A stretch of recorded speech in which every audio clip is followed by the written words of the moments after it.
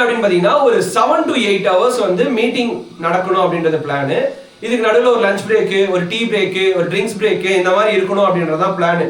But meeting வந்து எக்ஸாக்டா 3.5 ஹவர்ஸ்ல close ஆயிடுச்சு.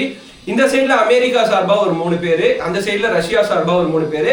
ஸோ மீட்டிங் வந்து ஒரு க்ளோஸ்டு டோர்ஸ்ல நடந்தது. அதுக்கப்புறம் வந்து வெளியில வந்து ஒரு 10 நிமிஷம் கான்ஃபரன்ஸ் லைக் ரஷ்யாவோட பிரசிடென்ட் புட்டினும் இந்த சைட்ல அமெரிக்கா பிரசிடென்ட் ட்ரம்பும் வந்து அட்ரஸ் பண்ணாங்க. இதுல புட்டின் வந்து பேச ஆரம்பிச்ச பிறகு ஒரு சில விஷயத்தெல்லாம் டைரக்டா அப்படியே சொன்னாரு. சரிப்பா, நான் உக்ரைனோட வாரை ஸ்டாப் பண்றேன், உக்ரைனை வந்து இதுக்கு மேல்பட்டு வார அதாவது நாங்க எங்களை மிலிட்டரி பேஸ் வச்சு அடிக்காம நாங்க ஸ்டாப் பண்றோம் அப்படின்னா உக்ரைனோட செக்யூரிட்டிக்கு அஷூரன்ஸ் ஆஸ் அ டாக்குமெண்டா சைன்டு டாக்குமெண்டா வேணும்னு கேட்கிறாரு. இது எல்லா விதத்துலயும் நியாயமான ஒரு கோரிக்கைங்க.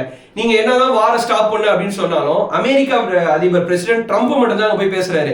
இதுக்கு முன்னாடி இதை ஃபியூவல் பண்ற நாட்டோ அமைப்பு, அது மட்டும் இல்லாம யூரோப்பியன் கண்ட்ரிஸ் யாருமே இங்க வந்து பேச முடியாது. ஏன்னா புட்டின் வந்து பிரசிடென்ட் ட்ரம்ப் கூட பேசுறதுக்கு மட்டும்தான் ரெடியா இருப்பாரு. யாரு வந்து இதுக்கு